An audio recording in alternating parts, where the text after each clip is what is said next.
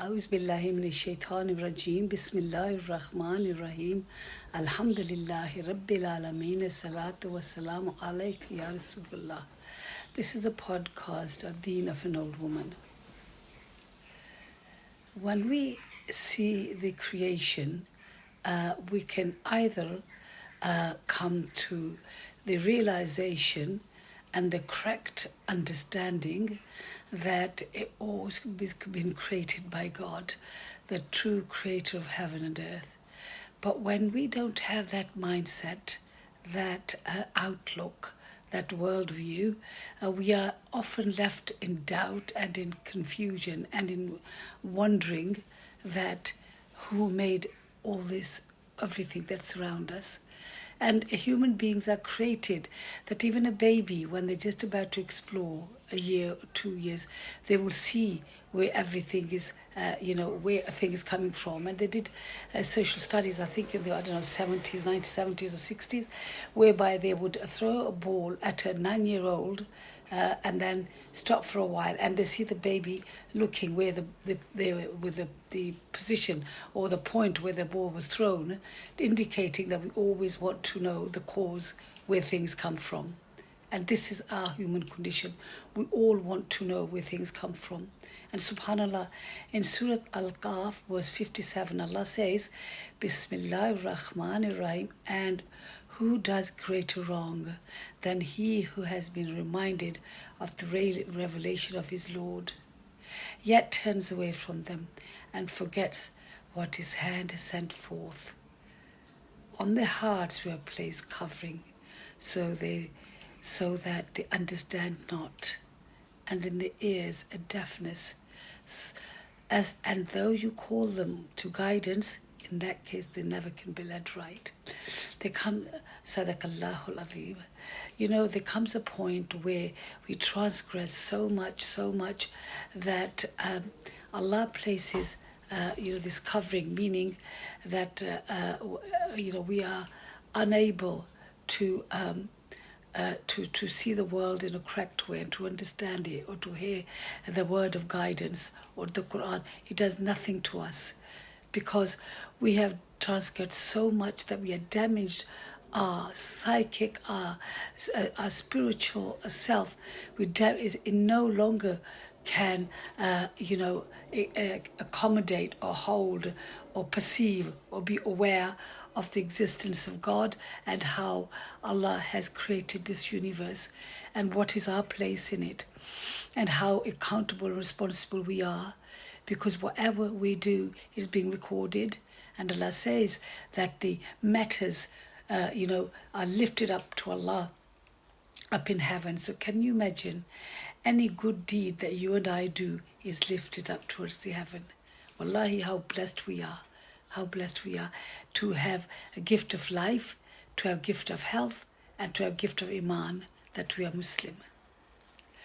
So the reminder of the revelation is all around us, and the very fact that we exist and have been blessed with a life,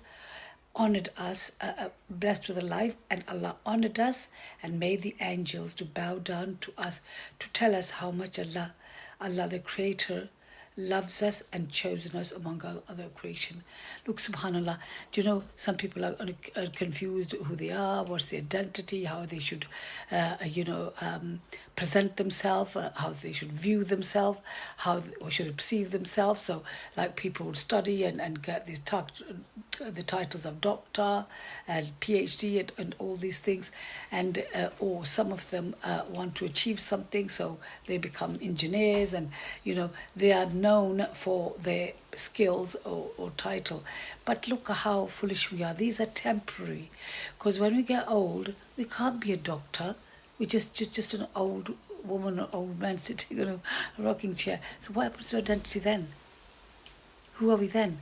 Therefore, a wise person will always choose the identity, who we are, what Allah has said, or how Allah has defined us, or how Allah has given us identity.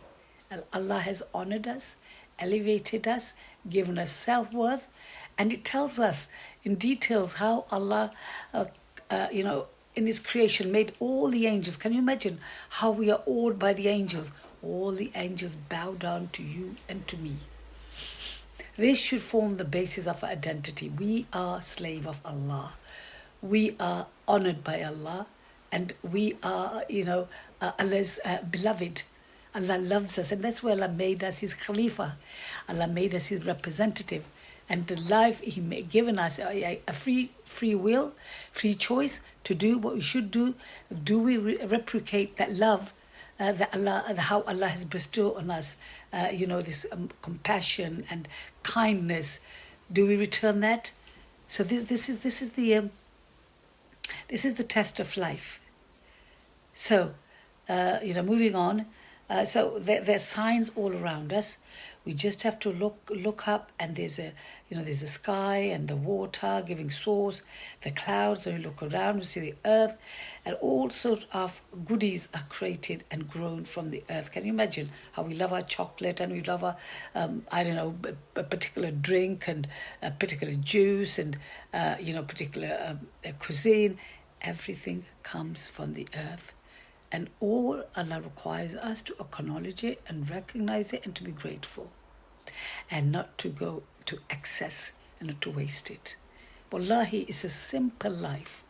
The revelation of God is one, is simple, is straightforward, and it corresponds with our human tendency, our human condition, our human nature. But when we try to follow man-made laws, man-made rules, man-made regulation, we end up in trouble. And wallahi, look how much important it is for us to know where we are and what we're supposed to do. I mean, take the example of, when we go to a conference or a meeting or something like that, they often tell you where's the exit, where's the bathroom. So we have to know where we are. And similar, the revelation tells us where we are, what we're doing, and how we're supposed to act in this world. It's so simple. And all it takes us to be aware and to connect ourselves with the Quran. And as I've said many times that Allah calls the Quran is a book of guidance, it's a book of healing, it's a book of mercy, and it's a book of wisdom. Can you imagine how wonderful it is when we live by the Quran, that we have wisdom, we do what we're supposed to do, we do it in the right manner, and we do it when it's required of us.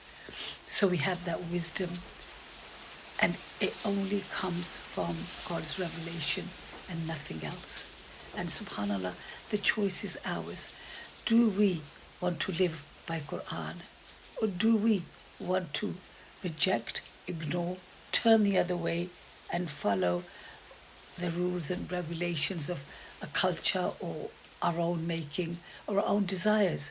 Our desires, our whims, our lower selves, they weave this world view for us, which is very fragile and incorrect.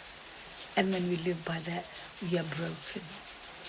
And I have seen so many people who have broken lives, broken families, their broken relationship, and they're broken from inside because following their own their own rules and regulation. Allah tells us in the Quran that those who worship their hawa, their desire, meaning they follow and they make their own rules and regulations. I mean, the main one is that number 13 sort of business in the West, where number 13 is unlucky. Who said that? Where's the evidence? And apparently somebody was telling me that when they make flats, I mean, I've not seen them, but they said, I've been told that when they make the flats, they number them, so it's 11, 12, and 14. How ridiculous is that? Doesn't make sense.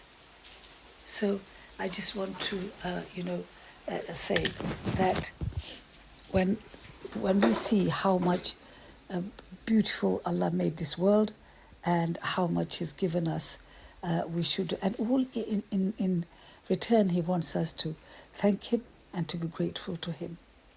Wallahi, life becomes so sweet. And as Ibn Taymiyyah said, one create their own paradise on earth when we live by the revelation of God. But the choice is ours. Thank you.